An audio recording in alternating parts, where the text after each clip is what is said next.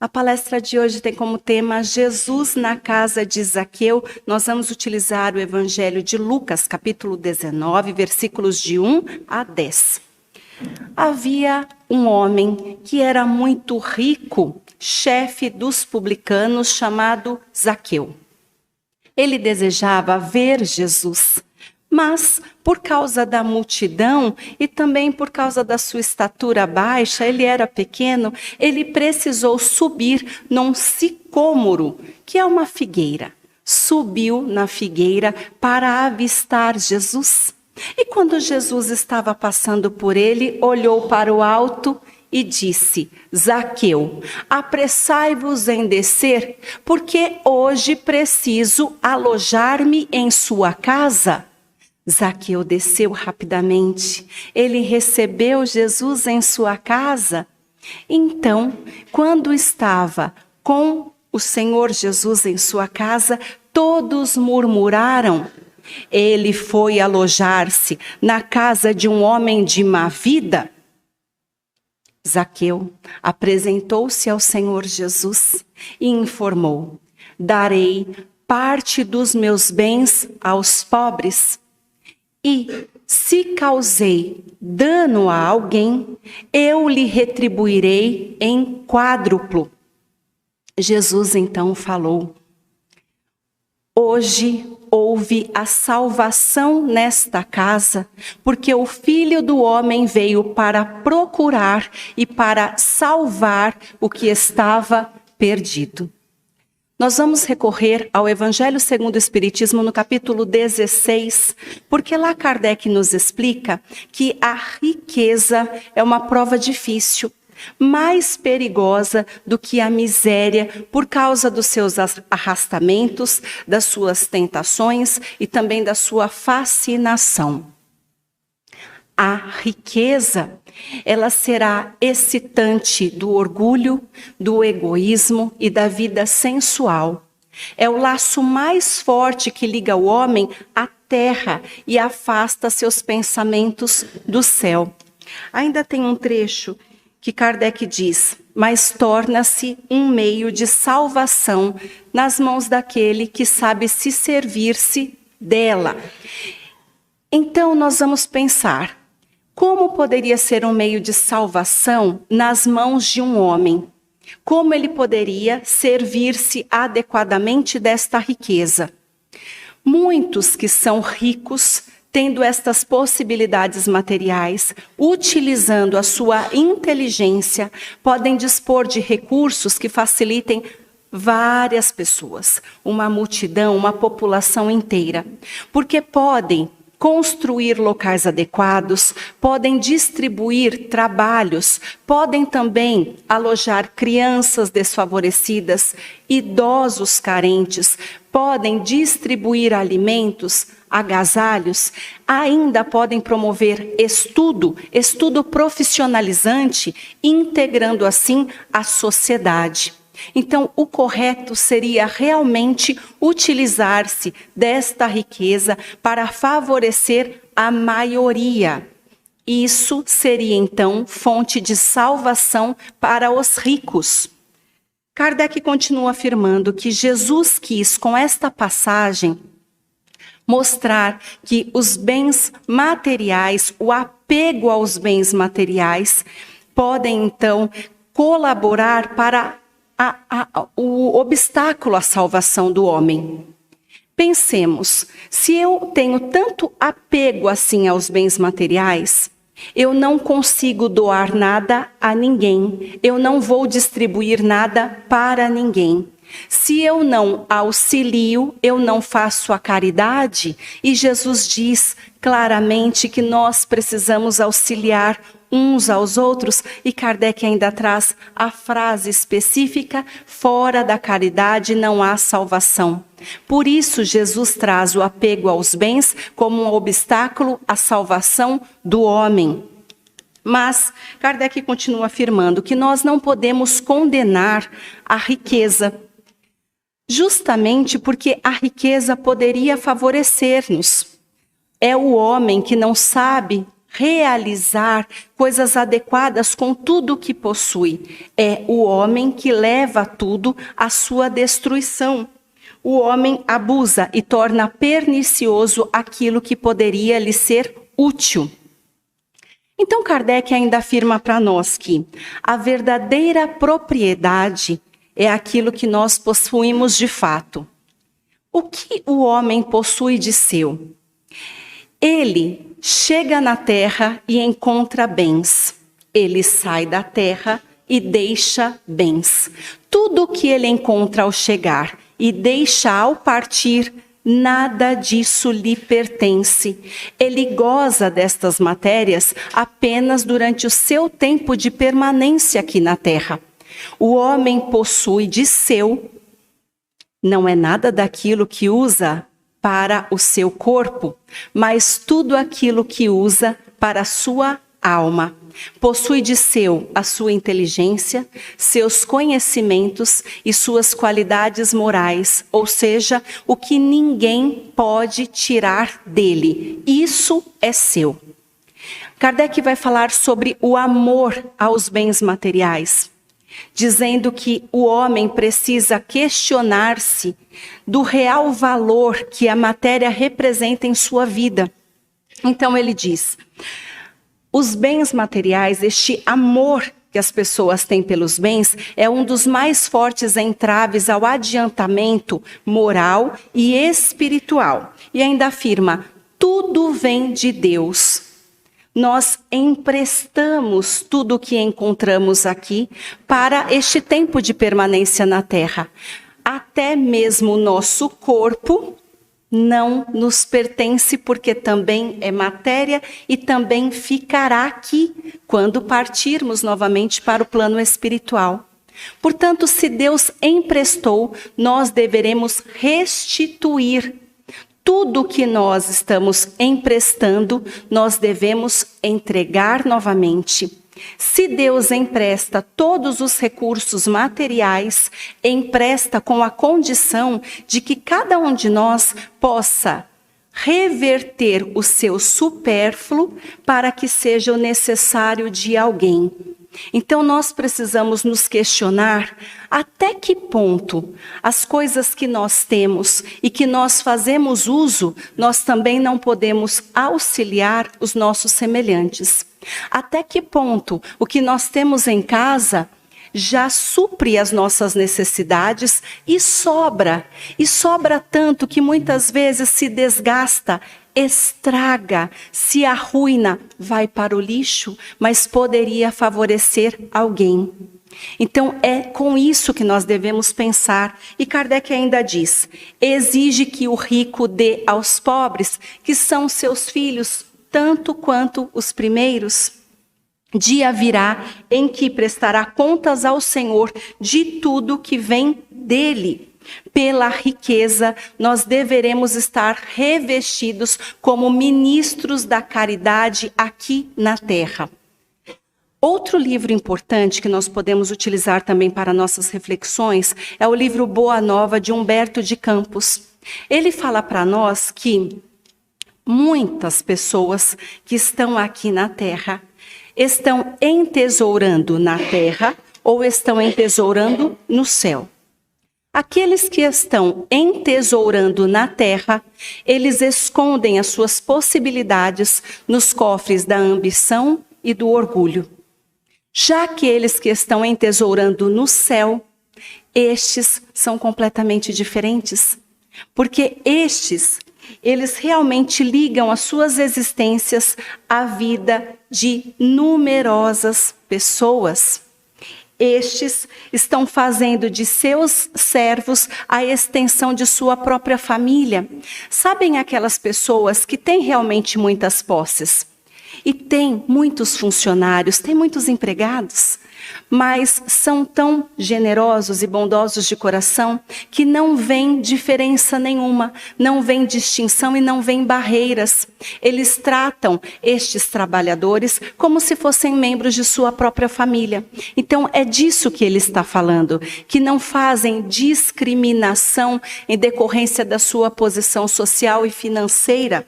E sabem empregar os recursos como mordomos fiéis ao mundo, distribuindo suas posses. Ditosos os que partirem seus bens com os pobres, bem-aventurados os que sabem servir a Deus com as riquezas que lhes foram confiadas. Então, a frase mais marcante é esta: bem-aventurados aqueles que sabem se valer dos bens que lhe foram confiados, mas para auxiliarem seus semelhantes. É com isso que nós devemos nos concentrar. Um livro também bem interessante é Ressurreição e Vida, de Leon Tolstói. Ele vai utilizar esta passagem de Zaqueu para nos esclarecer também sobre isso, sobre o acúmulo de bens e a forma que nós estamos trabalhando para distribuir o que nós possuímos. Ele nos lembra que Zaqueu foi então aí o chefe dos publicanos, o chefe dos cobradores de impostos, e ele era repelido, ele era marginalizado, ele era discriminado pela sociedade da época exatamente por esta função que ele exercia. Mas, após a ressurreição de Jesus, Zaqueu ouvia as pregações dos apóstolos e foi assim que ele aprendeu a doutrina de Jesus.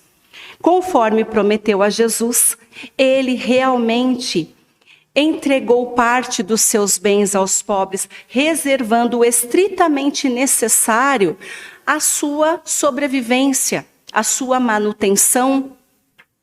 Fez-se errante justamente para seguir os discípulos e aprender ainda mais sobre a doutrina do Mestre Jesus. E desta forma, ele então, seguindo os discípulos, ele precisou realizar outras tarefas. Seguiu como professor, fez alguns trabalhos simples, como marcenaria, entre outros.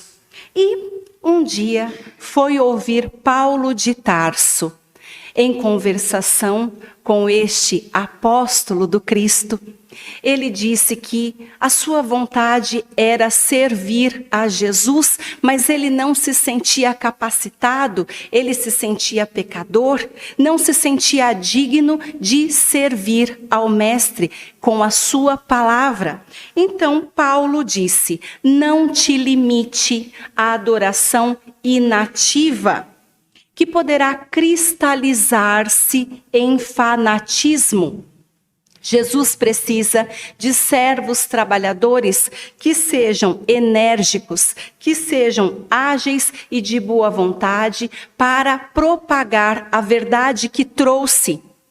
Testemunhe seu amor por ele e sirva aos irmãos que erram e que sofrem. Este é o segredo da boa prática da nova doutrina. Ele ainda diz a Zaqueu: ninguém é tão pobre que não possa ofertar nada aos seus semelhantes. E quando ele diz isso, nós trazemos a reflexão de hoje. Questionemos: será que nós somos tão pobres que não temos nada a ofertar aos nossos semelhantes? O que é que nós podemos ofertar? Nós sempre falamos da caridade material e da caridade moral. Nós sempre falamos que nós precisamos matar a fome, entregar um pão. Erasmo envia uma imagem. Esses dias nós estávamos voltando para casa e todos vocês já devem ter se deparado com pessoas que ficam nos faróis aqui de Guarulhos. Muitos vendendo balinhas, mas existem outros tantos que solicitam assistência, não vendem nada, desejam algum recurso material. E em determinada ocasião, o moço só falou: eu estou com fome. Vocês têm qualquer coisa? Eu estou com muita fome. E meu marido ainda comentou: graças a Deus tinha um lanchinho das crianças. Dentro do carro estava a lancheira e o lanchinho e a gente entregou.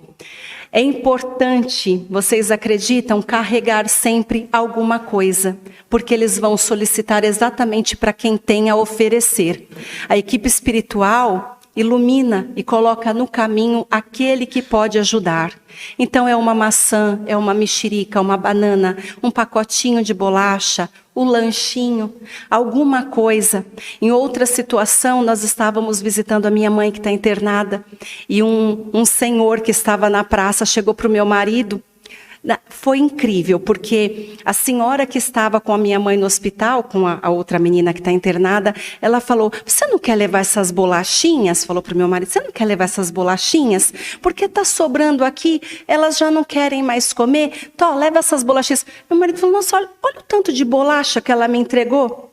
O que foi que aconteceu? Sincronizado, apareceu um senhor vindo da praça. E disse, você não tem nada para eu comer? Eu estou com fome. Para quem eram as bolachinhas? Para aquele senhor. E ele ainda falou, eu estou com frio. Meu marido tirou a roupa e entregou para ele. Então que tenhamos sempre em nossas mãos, no veículo, um agasalho que você já não usa mais, porque virão pedir. As bolachinhas, porque virão pedir. As pessoas chegarão exatamente em quem tem para dar. E nós temos muito mais do que isso. Porque Paulo de Tarso fala para Zaqueu, nós temos um bom conselho, nós temos uma palavra amiga, nós temos consolo, nós temos esperança, nós temos prece por todos aqueles que desencarnaram recentemente, ainda estão turbulentos no plano espiritual. Nós temos a nossa fé, nós conhecemos a palavra de Jesus, por menos que nós conheçamos, nós temos esta palavra para entregar para aquele que está desesperado. Nós temos muito, nós temos perdão àqueles que nos perseguem e caluniam, nós temos boa vontade. Tudo isso é recurso que alimenta a parte física, alimenta a parte moral e tudo isso nós podemos entregar. Depois desta conversa com Paulo de Tarso, Zaqueu se propôs uma nova vida. Ao invés de só ouvir a palavra do mestre, Zaqueu passou a falar dele e da sua doutrina. E Jesus revigorou a decisão de muitos pecadores que não se sentiam à vontade, pelo contrário, eles se sentiam envergonhados de se curvarem em prece a Deus, mas precisavam utilizar este recurso para que pudessem adentrar uma jornada reabilitadora, e foi assim que Zaqueu trabalhou em nome de Jesus. Desta forma, dilatou-se o seu progresso. E é assim que este escritor, Leon Tolstói, importantíssimo para a doutrina espírita, ele afirma, se nós queremos realmente encontrar o reino de Deus que Jesus nos falou, nós devemos trabalhar ativamente, cada um de nós. Porque cada lágrima que nós enxugamos, cada conselho que nós damos, cada palavra que nós dizemos para alguém, para estimular, para incentivar esta pessoa, é um passo a mais que será dado neste caminho do reino dos céus, que nós encontraremos de fato dentro dos nossos corações, nos preparando para estarmos envolvidos com os seres mais elevados, os seres de luz. Desta forma, Erasmo pede uma nova reflexão. Pensemos, será que nós estamos realmente servindo a Jesus com todas as nossas capacidades? Será que nós estamos nos colocando numa situação de adoradores inativos como estava Zaqueu?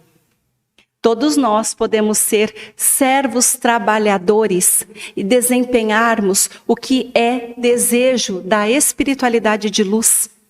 Muitos devem ter ouvido um chamado íntimo, devem ter ouvido um chamado que te faz adentrar no serviço edificante.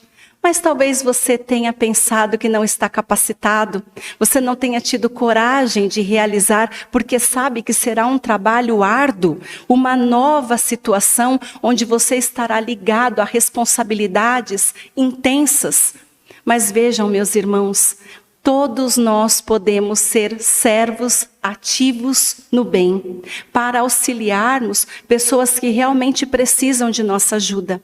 Realmente o trabalho não é fácil, não é, minha irmã? Não é fácil mesmo.